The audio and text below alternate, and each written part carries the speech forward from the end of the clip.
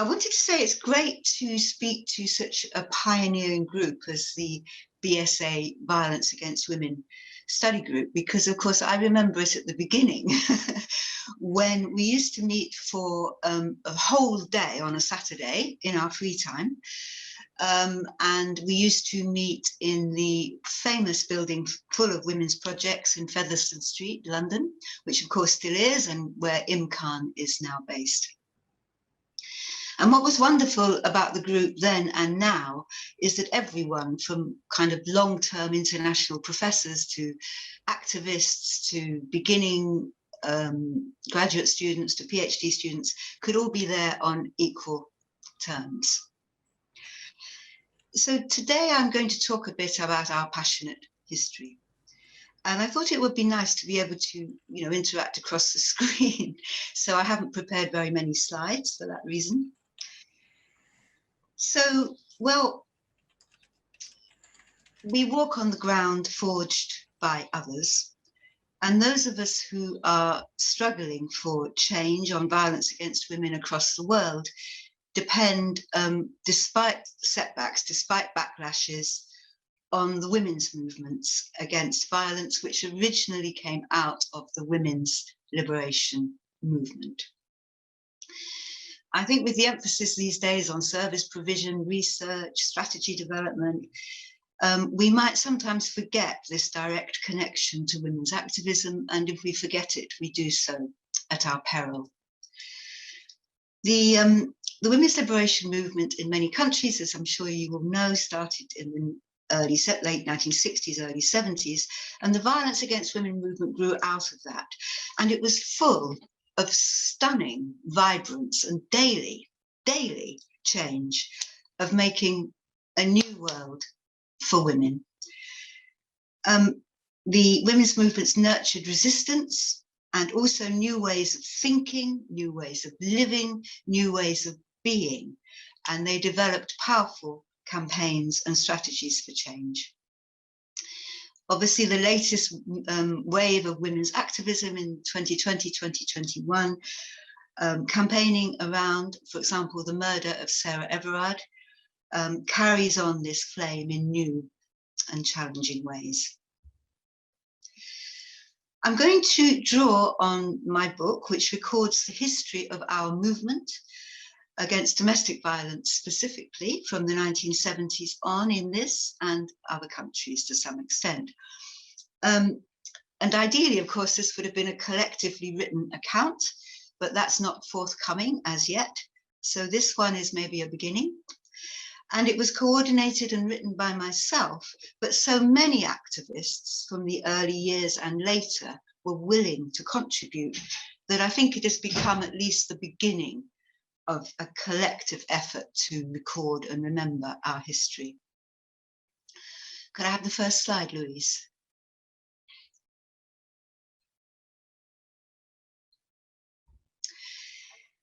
This is the book. Quite a few of you here today were kind enough and generous enough to contribute, to be consulted or to be interviewed. So thank you so very much. Your contributions enrich the book and the project enormously. The book is called History and Memories of the Domestic Violence Movement. We've come further than you think. And it records in brief and moderately informally the dynamic history that we all made while many of us older activists are still here. It's non-academic. It contains some anecdotes, it contains some memoir, it contains testimonies from survivors, and it also draws on interviews, and it's illustrated with a few poems. Of course, we always in violence against women work have to be wary of domestic violence and abuse taking all the limelight, the attention and the resources, to the exclusion of the sexual violence movement and rape crisis. And although this book is specifically on the movement against domestic violence and abuse, it also has sections on the struggle against sexual violence and some history of the rape crisis movement, which again, some of you here today have given so much to over so many years, or who are conducting research on. The cover shows a Red Shoes protest, Los Zapatos Rojos, drawing on the work from 2009 of the artist Elena Chauvet. And demonstrations have been held across South America and other parts of the world. And the red shoes are left in public places, with each shoe representing a femicide, a woman murdered or disappeared. The color red symbolizes blood. This picture is from the huge demonstration which was held on International Women's Day 2020 in the Zócalo in Mexico City. And it was partly in memory of 25-year-old Ingrid Escamilla Vargas. In February 2020, she was murdered and brutalized in horrific ways, too terrible to record or to speak of here, by her husband. The book is also dedicated to her memory. And so maybe let us all carry forward our work on violence against women in the name of Ingrid Escamilla Vargas.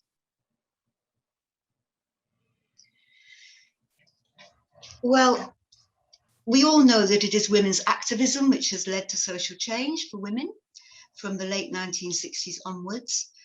And I think it's important to say that the movement against men's violence back then built to some extent on the ferment of political change at the time, the Black liberation movement, Black power, the anti-Vietnam War struggle, the counterculture, which is new ways of being, national liberation struggles across the world as the flags at the time were coming down on the British and other empires. The gay liberation movement, class struggle and active trade unionism, music, poetry, ferment and transformation were in the air. And then came the women's liberation movement. The book celebrates everything we all made and continue to make. Can we have the next slide, please, Louise? As in this famous quote. This famous quote is from Rebecca and Russell Dobash, the famed domestic violence and homicide researchers who have given so much to our movement, and in retirement, they still do. The great mobilization of women began with a vision supported by action. The vision was of a world transformed. The women's liberation movement ushered in direct action and campaigning in many countries globally, and certainly not only in the West. They were heady days of passion and change as it all burst into being, although as anybody who was part of them, and some of you here were, not without conflicts and passionate arguments. But obviously, really, with a new movement which was being built entirely new from the bottom up. The emphasis, as we know in this group ever since, in the violence against women movements, has been on strengthening and empowering women and children experiencing violence, transformation of the lives of survivors and raising their voices, culturally specific, culturally sensitive responses taking on equality and diversity in real, concrete ways, engaging in public and professional awareness raising, interagency work, legal and policy change, service development for survivors and holding perpetrators accountable, and campaigning for political change and challenging misogyny and the violent behavior by some men. Can you put me back on speaker view, Louise, maybe? Focusing here then on, I can't do this, I had to get Louise to do it for me. Focusing here on domestic violence. The first brave initiative started out on a totally unknown path. And I thought it would be great just to return for a moment to those days. The first initiatives of the new domestic violence movement in the 70s were to campaign and then to start the completely unanticipated idea of setting up services, refuges, and safe houses. With some exceptions, in the late 19th century, this idea had never been tried out before. Refuges or shelters are now commonplace across the world, even in countries in the global south, where the main responses to violence against women may be different. But challenging domestic violence is now, of course, as we know, part of criminal justice work, part of service provision, part of popular culture, in the soaps and so on. It's almost impossible to conceive of what it was like when this all started to happen. Beginning from a base of pretty much zero societal interest, nothing at all. Anyone who, like me, is old enough to remember the 1950s in this country can attest to that. There were no services, no counselling, no housing options really for violence survivors, no specific law, no publicity. Then the women's liberation movement and the movement against violence against women burst onto the scene. The original refuges were actually quite revolutionary. And at the time they were new to everyone, and the struggles to get them established were conducted with ferocious determination and dedication by the women's groups at the time. But if we just think about that for a moment, women trying to get away from domestic violence situations immediately arrived at these brand new projects. Immediately. They had found out somehow that there were these other unknown women around, and that almost out of the blue, these other unknown women might help them. And so they threw their fates to the winds with their children to try to get help. These were acts, I suggest, of almost unimaginable courage at the time by the abused women as the refuges came into being. The new women's initiatives confronted in a real and concrete way, undeniable way, men's rights and power within the male-headed family, the heart and bedrock of how personal, family and sexual relations were organized in society at that time. It still is mainly, but it was much more at that time. Women were taking unprecedented actions to leave their husbands, who they had promised, probably at the time promised to obey. They were getting themselves out of violent marriages and partnerships, often without warning.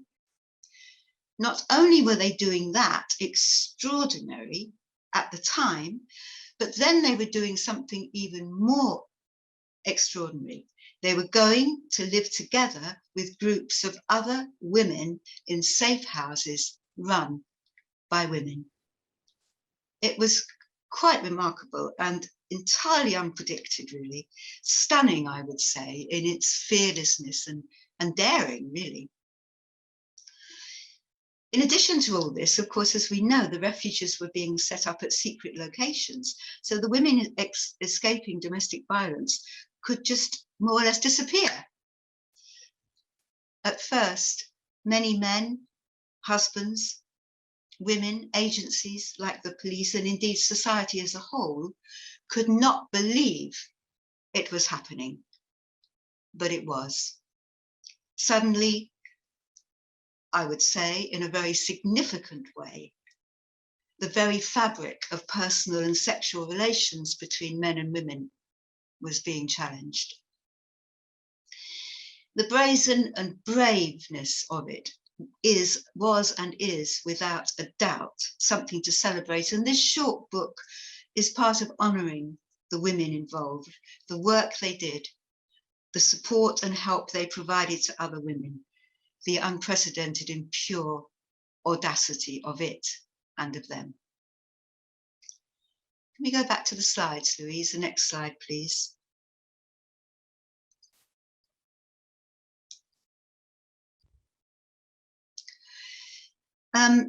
Yes, the very fabric was changed. Unprecedented visions and experiments, really, as the women's activism beginning, it's a bit extreme to say, but beginning to change the world. As the movement became established, refuges and rape crisis centres as well were set up everywhere, really quickly, one after the other across the country, boom, boom, boom, boom, boom. And coordinating bodies like Women's Aid came into existence to coordinate these new services across all the countries of the UK, with powerful developments in Scotland, Wales, and the north of Ireland. It's important to remember, I think, that in the mid-70s, very quickly, the National Women's Aid Federation divided itself into 4 federations, one for each of the countries of the UK, to encourage devolution and to combat English or London chauvinism. And so they formed Scottish Women's Aid, Women's Aid Northern Ireland, Welsh Women's Aid Federation of England, then called WAIF, now very often just called Women's Aid. And then, of course, came the thorny issue of trying to get funding, trying to get more permanent houses, and employing paid workers. I have the next slide, Louise.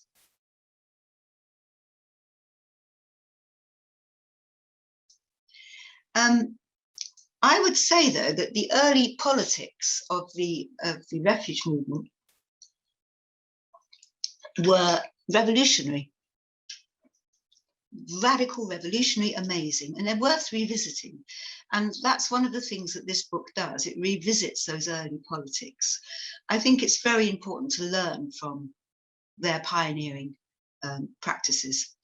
That included operating as collectives, a hard and extraordinarily brave way of organising, and how the refuge movement had to develop skills in complex collective working with all the ups and downs of that, while doing something so hard as responding directly to abuse of women and violations of women. And that went on for 20 years. The book also talks about the gradual change 20 years later from collectives at the beginning of the 2000s, so that now almost all domestic abuse organisations across the world are no longer collectives and have chief executives. But they might still try to have a flattened hierarchy.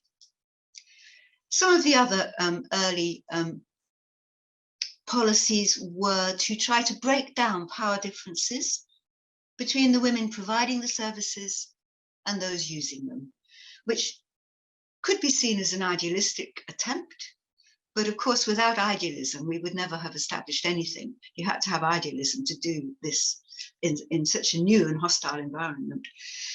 And it was often very successful. It was an attempt to build completely new services, different from normal housing and social work projects, more democratic, more collective, and more empowering of survivors who then became equal parts, or attempted to become equal parts of the collective. Women survivors were seen as the experts rather than social workers or authorities, and all sorts of challenging policies were put into place to facilitate this and to do things differently. These were brave, difficult, and pioneering moves forward, and we can talk more about them later if you'd like. Next slide, please. As time went on, there were challenges, as there were in the women's liberation movement more widely, from Black women and from women from other minorities, that the new movement was slow to take on their needs and sometimes had a sense of white entitlement. And as a result, the independent Black women's movement developed services and social action on violence against women, sometimes working with Women's Aid and sometimes independently. Leading the way were organisations like the London Black Women's Project, Southall Black Sisters, the Asian Women's Resource Centre Brent, the whole network of projects provided by and for South Asian women across the UK countries, with pioneering developments in Scotland and Wales, like Shakti and Basel. And now, of course, there are a wide range of specialist domestic violence services for those women who wish to use them, including for African Caribbean, Asian women, Chinese women, also for Jewish women, Latin American women, Kurdish and Middle Eastern women, and so on. However, many Black and minority women's projects still struggle on these issues today with governments, with funders, and with policymakers, as many of us know, with many losing their funding in the last years. And they also still have to struggle sometimes for recognition with predominantly white VAW, that's violence against women and girls, VAW organizations, unfortunately. So those struggles go on, and there have been similar challenges from lesbians and later from organizations of disabled women. Next slide, please, Louise. I'll talk about the sexual violence movement in a second a little bit, but by the 2000s, the domestic violence movement and women's aid had become more professionally organized, was coordinating hundreds of projects. Refugees, even if still collectives, had to deal with employment issues, management structures, monitoring, evaluation, negotiating with funders, and the sector widened with interagency work, with new laws, which the domestic violence movement campaigned for, as they have been doing around the current domestic abuse bill, and strategies across local areas. Other organizations like Refuge, the large organization, which was a successor of Chiswick Women's Aid, one of the rather contentious founders of the movement. EVAW, that Davina James Hanman was key in starting, and previously was the absolutely pioneering Greater London Domestic Violence Project. Also organizations like CADA, now called Safe Lives, and so on. Moving towards more recent times now, there is, of course, a wide-ranging domestic violence and abuse sector now in the UK. And the book also does chart briefly the history of rape crisis and the sexual violence movement, which also developed through collectives, through breaking down power differences, and through taking a strong feminist stance on sexual violence. And of course, included particularly in the 80s, radical organizations like EVAW. Later on, there have been campaigns and service developments, education and awareness, political campaigns, for example, through EVAW, which has now been with us for more than 15 years, campaigning around violence against women. End Violence Against Women is what EVAW stands for, as many of us know. And it's included more lately work on harmful practices, for example, honour-based violence, FGM, forced marriage, woman trafficking, and femicide, and other forms of gender-based violence. For example, now through consortiums of organisations, often led by Black and minority ethnic and refugee women, working on these harmful cultural practices. The book records not only the challenges developed by the Black women's movement and others, but also in later years, the development of the commissioning framework, competitive commissioning for services, which meant that so many small independent women's projects just could not compete with the big powerful ones. The emphasis on risk above all else, so any woman not said to be at highest risk, risks not getting services, empire building by some organizations, and attacks, as we've seen in recent years of austerity, on most of the sector, but particularly on the small independent Black and minority ethnic women's projects. And also, of course, attacks on concepts of equality itself, which have disadvantaged those small BMER organizations. So we now are struggling, but the struggle goes on. Can I give the next slide, please, Louise? Thank you so much. Then, of course, comes the development of feminist research that many of you here today are involved in, and which we had to work it out as we went along, but which was activist research, activist-based research, dedicated to social change for women and children experiencing violence, that many of you are engaged in.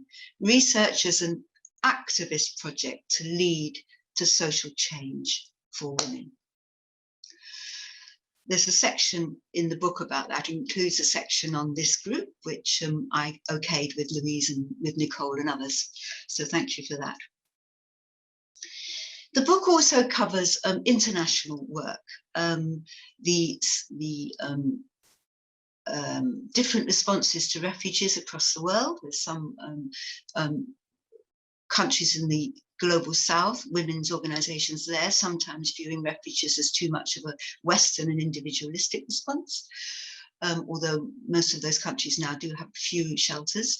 And we now have the World Conference of Shelters, which hundreds of countries attend. And also the book covers transnational work on violence against women, bringing together groups from different countries, particularly from Western countries and emerging economies, and often trying to avoid domination from the West. And I can assure you that, having been involved in this for some years myself, that doing this, transnational projects, avoiding domination of Western ideas, demands, especially from the Western partners, the greatest humanity and the greatest humility. You have the next slide, Louise. Thank you. So the book takes a look around the globe. Now, after nearly 50 years of work, there are powerful activists in all the countries across the world, in literally all of them, even if they may be very small in number in some places and fighting against extraordinary difficulties. The leading actions on violence against women and girls are by no means only Western initiated ones. For example, of course, the strong, powerful activist movements in India, which battle with entrenched violence against women and have been real heroes. Another example, the international grassroots campaign in many global South countries, for example, the Philippines, South Pacific, Southeast Asia, which was finally successful in the push to get rape accepted by the United Nations as a war crime. Can we come back to the speaker screen, Louise? Thank you. So the book and our movement are international, and I have had the privilege and honour of working with many extraordinary violence survivors and extraordinary women activists across the world. And I wanted to pay tribute in the book and today to those activists. From the book, this is a poem of tribute to the sensational village women activists from Ugandan villages with whom I have worked, also with Ravi Tiara. I don't know if she's here today. But worked in participatory action projects on as equal a basis as possible. And the poem is used with their permission. Jane Rose and Immaculate are two activists, village women, who are named, and they've given their permission to the use of their first names. To the women and to Jane Rose and Immaculate. These women from remote villages, each one spread out over miles. That's Jane Rose and Immaculate. Jane Rose on the left of my screen and Immaculate on the right. Immaculate is a pattern. These women from remote villages, each one spread out over miles. They live a subsistence life exactly where they always have. They fight domestic violence with deep courage, beyond what most of us can start to imagine, living and breathing what they believe. And what they believe is that they must stay strong and help any woman in trouble. Give them some of that strength. They take violated women into their homes, sleeping in their one room on the floor. Go with them to the hospital, shield them at the door if the men come, sit some of those men down and give them a stern talking to. Yes, often you are in danger in case hostile individuals beat or stab you. You offer solace to those who come beaten, distressed, raped, some with HIV, some with raped babies, possibly on the edge of starvation. They need you to stand firm with them, and you always do, to give some power to the women, to take some power from the men. The men tend to do what they can to stop you. This is gender equality work at its most testing. Power and control that we endlessly speak about in the domestic violence movements of the world, but don't always practice. You are doing it, often without being able to read any of the famous books. Dear Jane Rose and Immaculate, thank you for agreeing to let me speak of you. You are dedicated beyond belief. Hundreds of women have benefited from your committed, thorough, powerful work, taking women in, sharing everything you have with them. Sometimes you dare not buy food from your local male traders for fear of poisoning. Activists on domestic violence elsewhere could learn much from your courage and commitment. What a gift and inspiration indeed. Please know that you are heroes and beacons to all. Thank you, Jane Rose and Immaculate, deeply, from all of us who struggle to end domestic violence, not only in Africa, but across the world. Thank you. So Jane Rose and Immaculate, and the wonderful Ugandan women that I worked with. The emphasis really has to be on what activists did, on our triumphs, our victories, our inadequacies, our defeats, but mainly on the fact that even though domestic violence by men continues almost universally, the movements against it have changed the world in terms of support offered, campaigns, services, policies, transformations. The landscape is unrecognizable to what went before.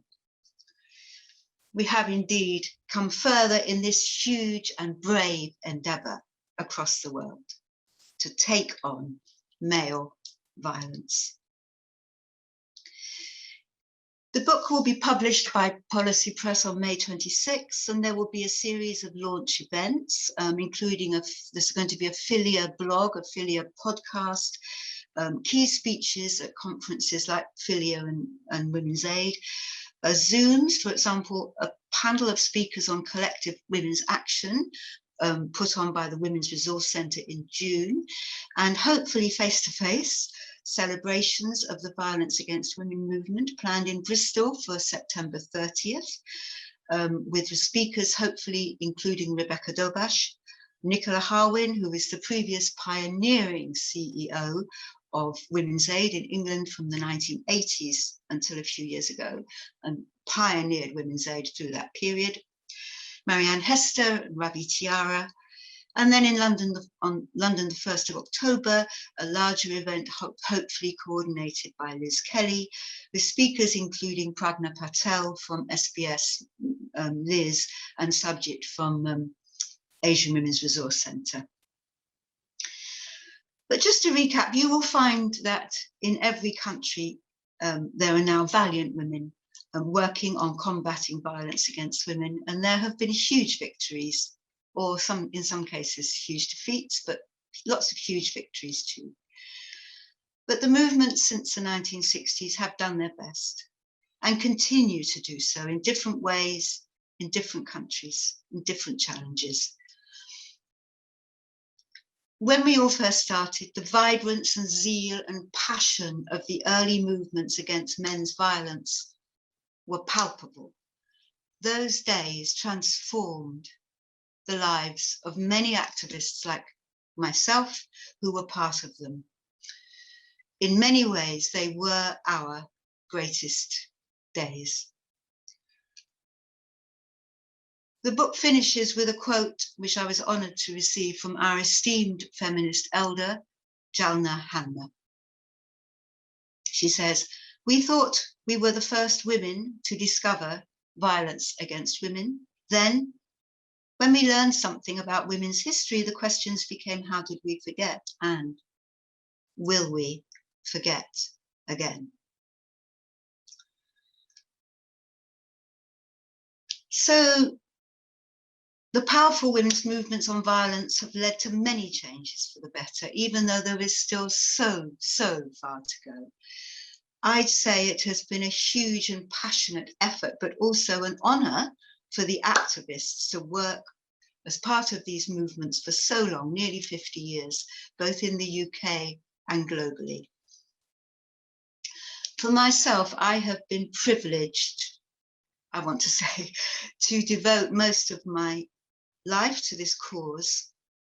And I feel that as I now get older, I can look back with pride. It's a fantastic way to spend the one human life that we have. And it's wonderful that all of you, especially all the younger ones of you with us today, are involved in activism and in research on this issue, and you carry the flame forward. You carry the flame forward. So I'd like to just end by taking this moment to say good luck to you all for the future. Take forward the flame. And as you do so, you will carry with you the respect and the warm support of the older women like myself. So thank you.